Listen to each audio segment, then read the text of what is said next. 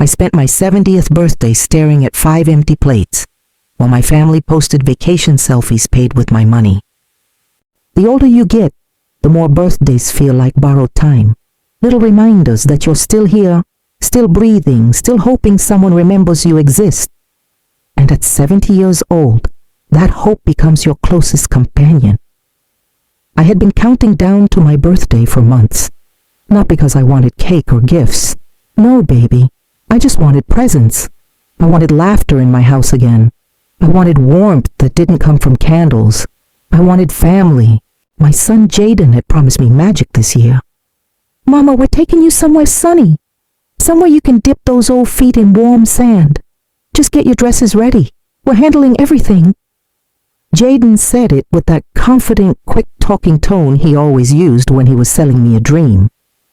He was my only child, my joy, my heartbreak, my blessing, and my lesson. And I believed him because mothers always believe their sons, even when the world says we shouldn't. He told me they'd pick a date close to my birthday. He told me to pack lightly. He told me to trust him. So I went out and bought a small sky blue suitcase from Marshall's. It wasn't expensive, but it felt like a tiny piece of hope I could hold. I laid out sundresses I hadn't worn in years, sandals with a little gold buckle, a sun hat my late husband Noah once said made me look soft like sunrise. I even packed the silk scarf Noah gave me on our 30th anniversary. I tucked it between my clothes like a blessing. For weeks, I kept the suitcase by the door, because when you grow old and lonely, you cling to anything that feels like movement. But then, the night before my birthday, my phone rang. I remember the sound vividly. It sliced through the silence of my living room like a cold draft. Mama. Listen, the trip's getting pushed back a little. Some scheduling stuff came up. We'll reschedule, don't worry. My heart went still. Oh, well. All right, baby. So I'll see you for dinner tomorrow, yes? A pause. Just 1 second too long. Then he answered, Of course. We'll stop by. Promise. Promises. Funny how they sound so warm until they break. The next morning, I woke up early, because hope always wakes up before the sun. I turned on my gospel hymns, the ones that made the walls feel alive. I cooked like I was feeding God's angels. Fried chicken so crisp it sang when it hit the plate. Mac and cheese baked with real cheddar. Buttery cornbread, yams caramelized just right, and fresh green beans with smoked turkey. I even made a lemon pound cake, Noah's favorite. I set the table for 5, me, Jaden, his wife Sierra, my granddaughter Ayla, and maybe Rowan, the sweet college kid next door who always checked on me. I put on a soft floral dress, cream with blue petals. I curled my hair. I added a touch of berry lipstick. By 5 p.m. I was ready. By 6 p.m. hopeful. By 7 p.m. worried. By 8 p.m. humiliated. By 9 p.m. broken. The candles dripped wax onto the tablecloth. My chicken turned cold. My lipstick faded. My smile died. Nobody came. Not even a text. Not even an emoji. Not even a sorry, mama. Just silence, the kind that echoes. I sat at the table staring at the empty plates I had set with trembling hands. Every dish felt like a joke I didn't understand. I picked up my fork and tried to take a bite, but everything tasted like disappointment. Eventually, I blew out the candles myself. Happy birthday, Marina. I whispered it because no one else would. I wrapped leftovers, put them in the fridge, changed into my robe, and sat on the edge of the bed staring at that blue suitcase by the door. Still packed, still untouched, still waiting for a trip that was never meant for me. The next morning, the house felt colder, heavier, like it was holding its breath. I stood at the window and watched cars pass by, each one a reminder that people out there were living lives I wasn't part of. Then a knock. 3 gentle taps. Miss Marina? Rowan's voice. Sweet child. I opened the door, trying to hide the puffiness in my eyes. Got you that detergent you asked about, he said, holding up a grocery bag. bless him. He walked inside, chatting about his finals, but mid-sentence he froze. His eyes drifted toward my phone on the table, screen lit up with notifications. "Miss Marina, is that your granddaughter, Ayla?" he asked carefully. I frowned. "Yes. Why?" He hesitated. "Can I show you something? You might want to sit." My knees weakened. I sat. Rowan held up his own phone. There they were. Jaden, Sierra, Ayla, all three of them, laughing beside a turquoise ocean. Matching beach hats, cocktails, ocean breeze blowing through their hair. The caption, "Family reset, this vacation mode." I stared, blinking, disbelieving. Rowan gently swiped to the next photo. There was Ayla showing off a new gold anklet, Sierra in a bright sundress posing by a pool, Jaden holding a cigar, smiling like a man with no worries in the world. Matching beach hats, cocktails, ocean breeze blowing through their hair. The caption, "Family reset, this vacation mode." I stared, blinking, disbelieving. Rowan gently swiped to the next photo. There was Ayla showing off a new gold anklet, Sierra in a bright sundress posing by a pool, Jaden holding a cigar, smiling like a man with no worries in the world. Mom covered the bookings, family perks. My soul fell through the floor. My money, my birthday, their vacation, everything inside me went still like a flame snuffed out by a cold wind. I whispered, "Rowan, I need to know everything." He helped me open my old laptop. I typed the password slowly. My inbox flooded open like a wound. Receipts, confirmations, charges. Rowan clicked one email. A resort booking, paid in full, with my card, another charge. Spa package, my card. Another jewelry store, my card. I covered my mouth as the truth unraveled like thread from a broken sweater. They didn't forget me. They didn't run out of time. They didn't have scheduling issues. They left me out, lied, spent my money, celebrated my birthday without me. A resort booking, paid in full, with my card, another charge. Spa package, my card. Another jewelry store, my card. I covered my mouth as the truth unraveled like thread from a broken sweater. They didn't forget me. They didn't run out of time. They didn't have scheduling issues. They left me out, lied, spent my money, celebrated my birthday without me. I reached for the table to steady myself. Rowan placed a gentle hand on my shoulder. "Miss Marina, you don't deserve this." And that simple sentence, broke the dam inside me. I sobbed into my hands, not softly, not gracefully, but with 70 years of exhaustion. And when the tears dried, something new replaced them. Not anger, not rage, clarity, and clarity is louder than grief. I looked Rowan in the eyes. "I need help." He nodded. "I know someone who helps older folks when their families take advantage." I wiped my face. "Who?" He smiled gently through the sadness. "Judge Evelyn Hart. Retired, smart, tough, fair. She'll protect you." I inhaled shakily. Tell her I need her." And with that, my survival began. But what I didn't know was that exposing the first lie would lead me into a truth even darker, one that would change the rest of my life. What I found in my bank account didn't just shock me. It shadowed the version of my son I thought I knew. Rowan left that afternoon with a promise that he'd contact Judge Evelyn Hart for me. I don't know what hurt worse, the photos of my family smiling on a beach I paid for, or the realization that I'd become invisible to the very people I built my life around. After he left, I sat on the edge of my couch and stared at the walls, waiting for numbness to come. But numbness never came. Instead, reality settled itself across my chest like a heavy quilt, one too hot, too suffocating, too thick to breathe under. I wasn't angry yet. I wasn't even devastated. I was disbelieving, in a dazed kind of way, like someone waking up from anesthesia before the pain hits. Because the truth is, When your own child betrays you, the hurt doesn't come all at once. It arrives in waves, some small, some tidal, and the worst ones knock the breath out of you when you least expect it. That night, I didn't sleep. I lay in bed, listening to the ceiling fan tick with a faint wobble, something Noah had planned to fix before he passed. Everything felt too still, too cold, too sharp.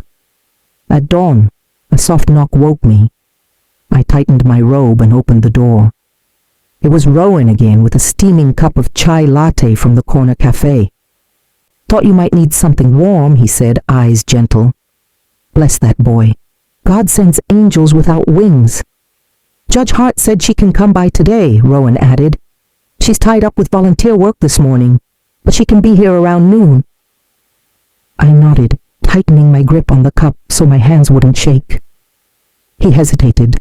"Miss Marina, did you sleep?" I forced a smile. "Sleep? At my age?" "Baby, I barely blink." He knew I was lying, but he didn't push.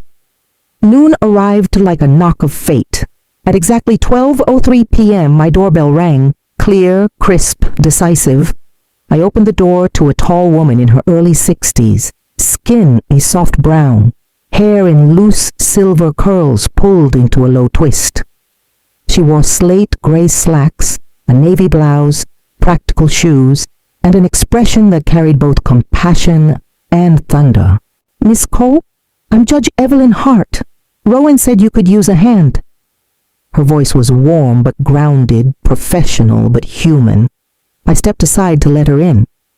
She walked with the confidence of a woman who'd seen the world bruised and learned how to bandage it. The moment she sat at my kitchen table, she didn't ask small questions. She didn't tiptoe around the truth. She placed her notebook down, looked me directly in the eyes and asked, "Tell me exactly when your son began controlling your finances." The word controlling made my heart twitch.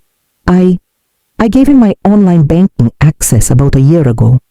He said it would make things easier, bills, taxes, all that. "And your credit cards?" I swallowed.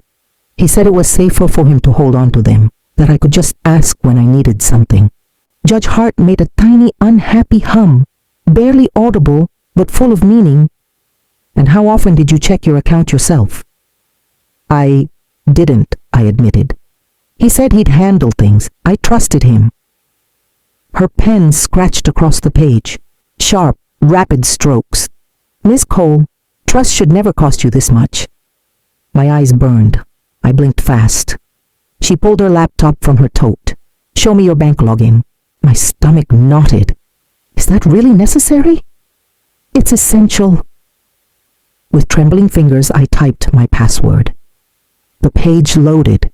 Evelyn's eyes scanned the numbers, the transactions, the statements. Her jaw tightened. Her eyebrows lifted. Her breath left her in a slow, controlled exhale. Finally, she turned the screen towards me. "Miss Cole, your account has been drained." My ears rang. I stared at the numbers. My savings, half gone. My retirement, shrinking like water evaporating in sunlight. Transfers, withdrawals, charges, patterns, all to one account nickname. JC Projects, LLC. Jaden's business, the one he claimed was just getting started. "Judge, what does this mean?" I whispered. She held my hand gently, a surprising softness in such a powerful woman.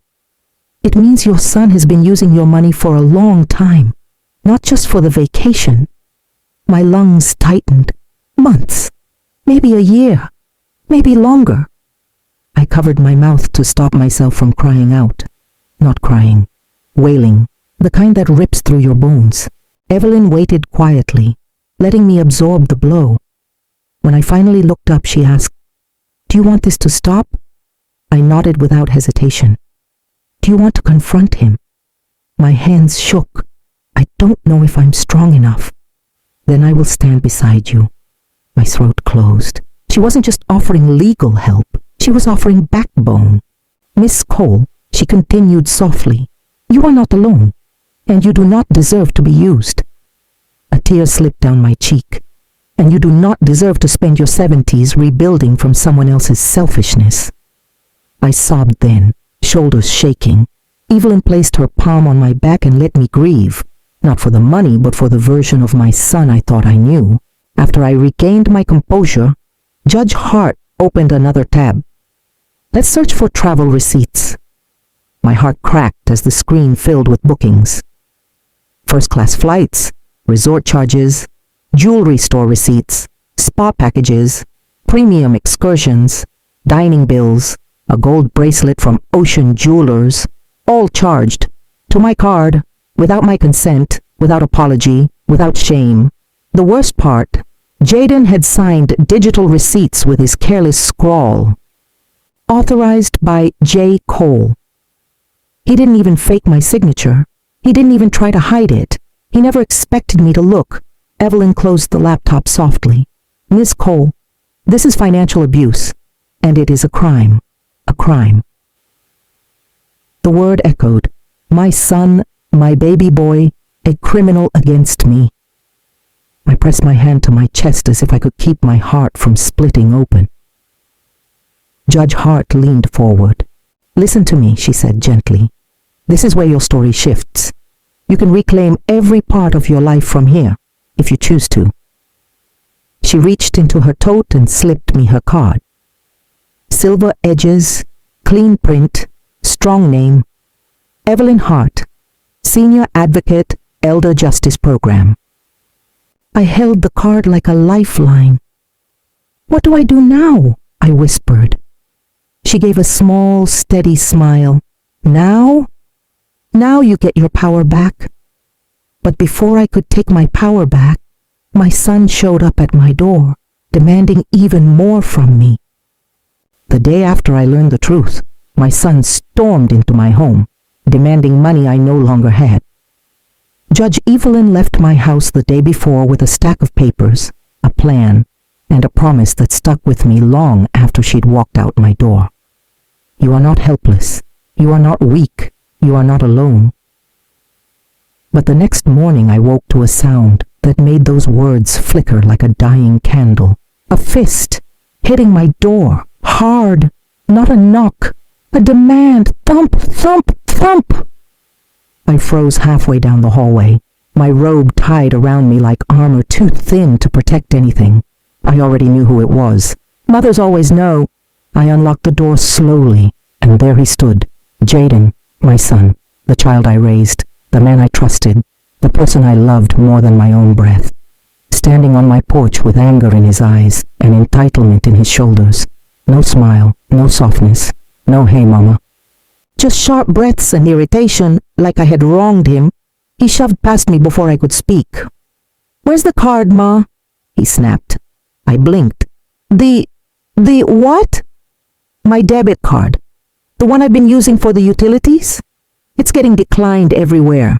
And the online banking password ain't working. What's going on? Utilities? Utilities? My utilities had been on auto pay for 5 years. He was lying without even caring whether I believed him. I swallowed. Your card was taken off my account. He turned around slowly, like a storm turning to face its target. What? I removed you from my accounts? I repeated, voice shaking but steady underneath. I changed the passwords. I secured everything. He laughed, not a real laugh, a sharp, ugly puff of disbelief. Are you serious, Ma? You locked me out? Me? I clutched the back of a chair to stay upright. You used my card for the trip, I said softly. The resort, the flights, the jewelry, all of it, without telling me. He rolled his eyes hard, like I was a child annoying him with nonsense. Oh my God, you're still on that stupid birthday thing? Ma, it was just a trip. Just a trip. Just a trip. The words slapped me. And you didn't even want to come, he added. Sierra said you wouldn't have handled the heat anyway. I felt stunned, like he'd struck me with something invisible. I waited for you, I whispered. I cooked a whole dinner. Ma, stop, he interrupted sharply. Don't start crying, please. Not this early. I put a hand to my chest, trying to steady my breath. He stepped closer, towering over me the way he used to when he wanted money for something. "I need $30,000, he said bluntly. My heart stopped. "What?" I whispered. "I found a house. Fixer-upper. Could flip it. Easy money. But I need a down payment. I figured you could, you know. Front it. Front it. Front it. Like I was a bank, not a mother." "Jaden," I said, voice trembling. "I don't have that kind of money." "Yes, you do," he snapped. "You're just hoarding it." Hoarding? The word hit me like a stone. "My whole life I've provided for you," I said softly. "And you drained my savings." "I used what I needed," he yelled. "And you always told me family comes first." My throat tightened. "Yes, family comes first. But you didn't treat me like family when you left me alone on my birthday. You didn't treat me like family when you spent my money on a vacation without inviting me." "Oh my God, here we go again," he groaned, throwing his head back. "You're dramatic. It was one night." "One night?" My voice broke. "It was the first birthday without your father." He scoffed. "You're using Dad now? Seriously?" I staggered back as if hit. "Jaden," I whispered. "I saw the receipts. I saw the charges. I saw the bank statements." He stiffened for the first time. "You went through my stuff." "No," I said quietly. "I went through mine." He blinked. Then his face twisted with annoyance. Not guilt, not shame, not even surprise. "You're unbelievable," he muttered. "I swear you love making problems." My knees weakened so suddenly I had to grip the table to stay standing. Then he said the words that sealed something inside me forever. "If you cut me off, you'll regret it. You're gonna need me one day." A coldness washed over me. I don't know if it was clarity or heartbreak or wisdom from the ancestors, but I straightened my back. "No," I said softly, "I won't." His nostrils flared. "What's that supposed to mean?" I walked to a drawer, pulled out a white envelope, and placed it on the table. He didn't sit. He didn't blink. He just stared. "What is that?" "My new financial documents," I said calmly. "My updated will, my protections, everything." His eyes widened. "You what?" "Every dollar I have," I continued, "every asset, every bond, every bit of what I built is being transferred to a women's shelter downtown." He staggered back, stunned, silent. "A shelter?" he spat. "You're giving my inheritance to strangers." "No," I said, voice trembling but firm. "I'm giving my life's work to women who need protection, because I sure didn't get any from the ones I raised." His face twisted with something ugly, something cruel, something I had never seen in him before. "Wow," he said bitterly. "You're choosing strangers over your own blood." I didn't look away. Blood doesn't make family, love does.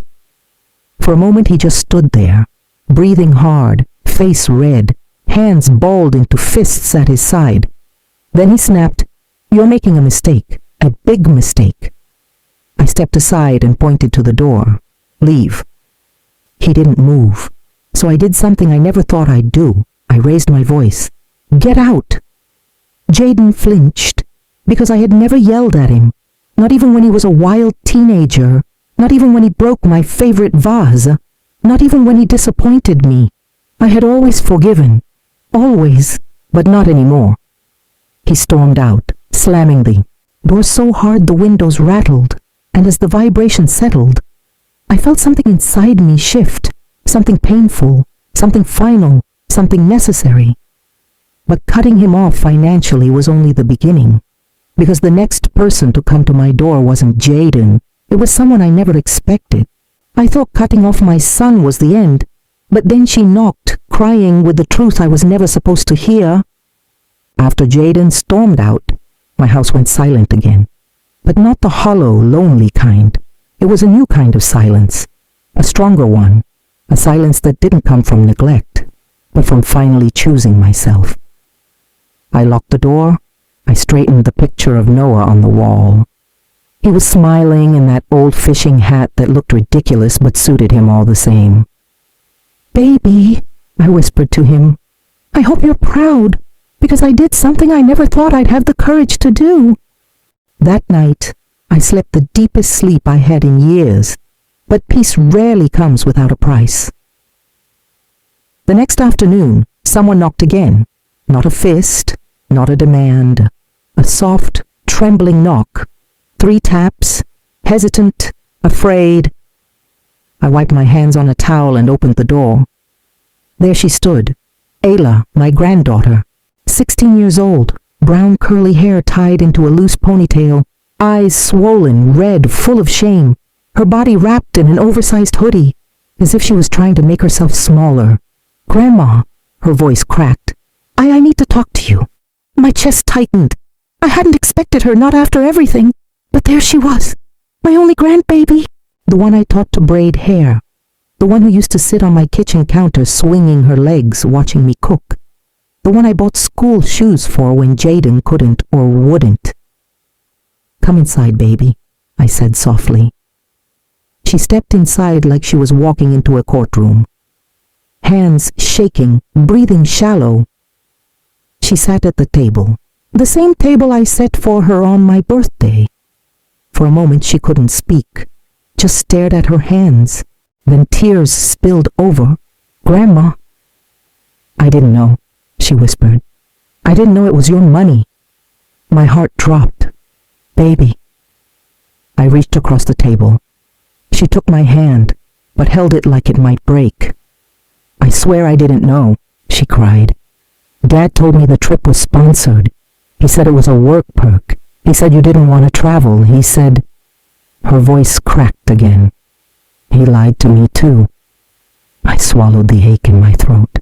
I had never wanted her dragged into her father's mess. But here she was, caught in the fallout. She wiped her face with her sleeve. "Grandma, I saw the screenshots online. The receipts, the banking stuff. I saw everything when you and Dad were arguing yesterday. So she had been in the house. She just hadn't stepped into the room." She squeezed my hand harder. "I'm so sorry," she whispered. I brushed her cheek gently. "I know you didn't do anything, sugar." She inhaled shakily. "There's more." My stomach tightened. Ayla reached into her hoodie pocket and pulled out a folded sheet of paper. She slid it across the table. I opened it slowly. It was a loan application, and a down payment source Jaden had written. Mother's savings, assets, guaranteed. My breath caught. He hadn't just used my money. He had been planning to take even more. Steal it, drain it, bleed me dry. Ayla kept talking softly. Dad said, once you passed, he'd still get everything. He said it didn't matter what you wanted. My grip on the paper tightened. Past? Past? My own son was speaking about my death as if it were a business timeline. Ayla sobbed harder. Grandma, I didn't know he talked like that. I didn't know he thought of you that way. I leaned back in my chair. The room felt smaller, colder, darker. He kept saying you were old and wouldn't need much longer. Mom told him to stop, but he wouldn't. He said he was planning ahead. I closed my eyes. Planning ahead. My son had been planning ahead. For my death. For my money. For a life without me. My fingers trembled. Ayla stood suddenly and wrapped her arms around me, tight, earnest, shaking. I'm not like him, she cried into my shoulder. I swear I'm not like him. I love you, Grandma. You're my favorite person. I don't want anything from you except to still have you. Her tears soaked into my blouse. My own fell into her hair. We held each other for a long time, not as grandmother and granddaughter, but as two people hurt by the same man in different ways. Finally, when she pulled back, she whispered, Please don't hate me because of them. I cupped her face. I'm not like him, she cried into my shoulder. I swear I'm not like him. I love you, Grandma. You're my favorite person. I don't want anything from you except to still have you.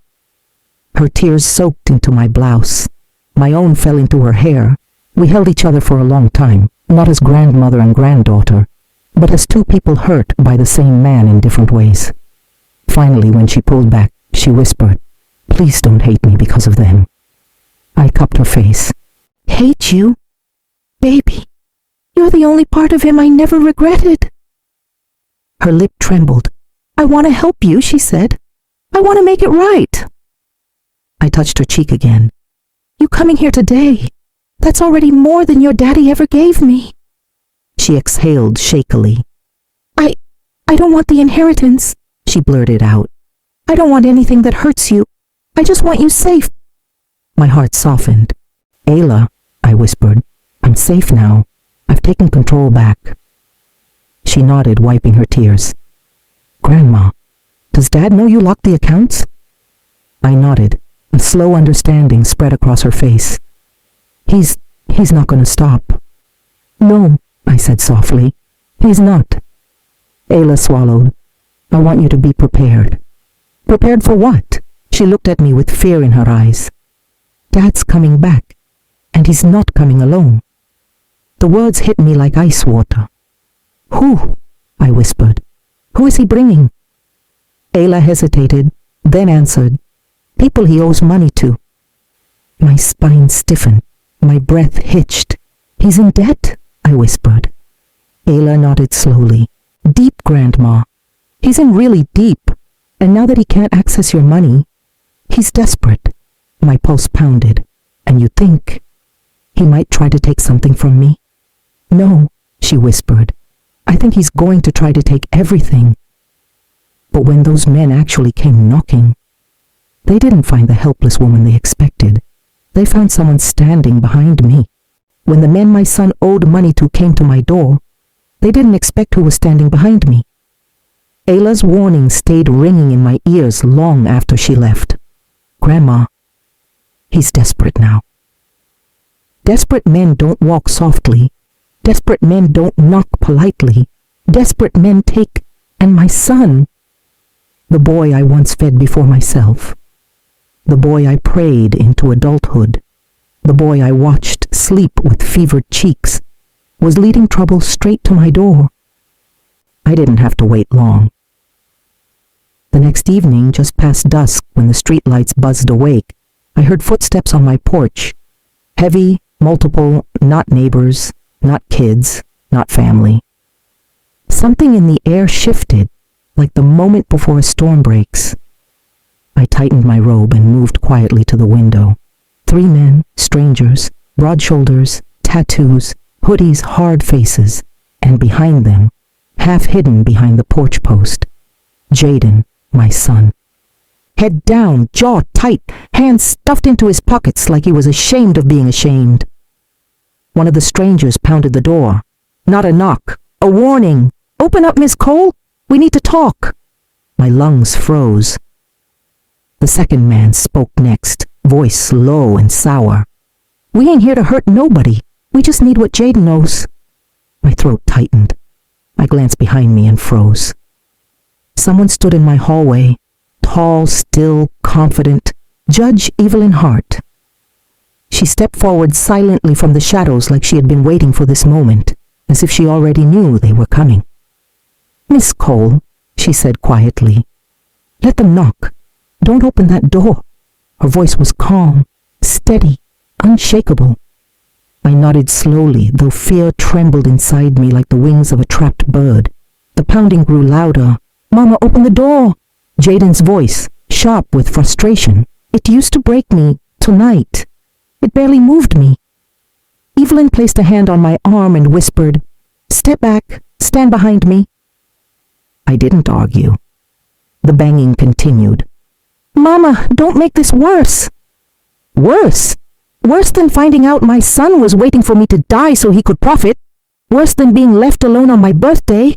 Worse than being drained financially. Worse had already come. I had already lived it."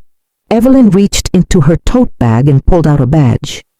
Not a police badge, a federal legal advocate badge, the kind backed by state law. "Miss Cole," she whispered, "they cannot touch you. You're protected now. I filed the financial abuse injunction, and this," she tapped the badge, means they will not dare cross your threshold. My knees weakened. She steadied me. Then she stepped forward and unlocked the door, but only cracked it an inch, her foot firmly bracing it. The men straightened at the sight of her badge. Jaden froze completely. Evelyn's voice was crisp, cutting, authoritative. Gentlemen, this home and this woman are under the protection of the Elder Justice Division. Any attempt to intimidate, coerce, or demand money is a prosecutable federal offense. One of the men scoffed. We just want what he owes. And you will not get it here, she replied. She shifted her gaze to Jaden. And as for you, I strongly suggest you step off this porch before you dig your hole any deeper. Jaden blinked at her, then at me. His face fell for the tiniest second. Mama, his voice softened. Can we please talk inside? No, Evelyn answered before I could. Jaden swallowed.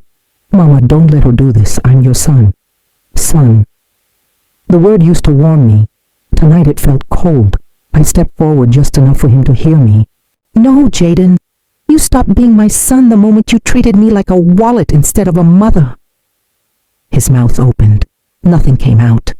The strangers looked between us, uncomfortable now that the truth hung heavy on the porch like humidity. Evelyn raised her badge again. This is your only warning.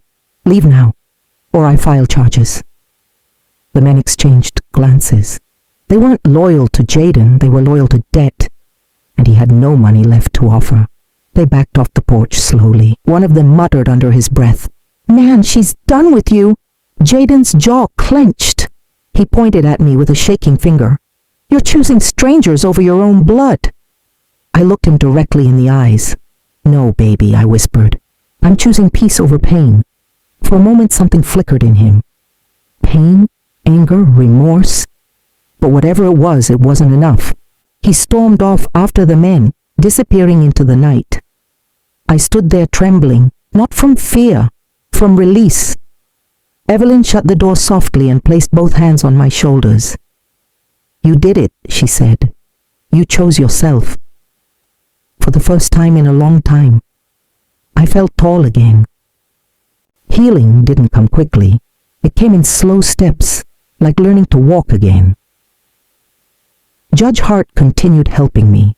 My accounts were secured, my credit was locked, fraud charges were filed, a full restitution claim was opened, my will was finalized, every asset going to the women's shelter.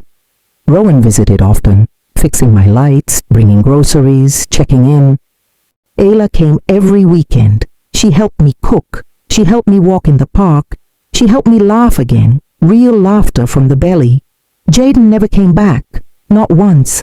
And I stopped waiting for him. I stopped checking my phone, hoping for an apology. I stopped setting extra plates at my table. I stopped shrinking myself to make space for people who didn't want to stay. Instead, I built something new. For my 71st birthday, I rented a small room at the community center, the same one where Evelyn volunteered. I invited Rowan, Ayla, a few women from the shelter, and even Judge Hart. We ate, we laughed, we danced to old Motown music. It didn't look like the family I had imagined growing up, but it felt like the family I deserved. At the end of the night, Rowan handed me a bouquet of sunflowers and said, Miss Marina, this year looks good on you. I smiled. No, baby, I said softly. This year looks like me. And that's the story of how I lost a son, but found myself.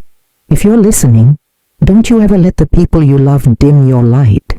You are worth more than their neglect. Thank you, baby, for listening to my story. If it touched your heart even a little, don't forget to like, share, and subscribe. Your support keeps my voice alive and reminds me that even at 70, I still matter.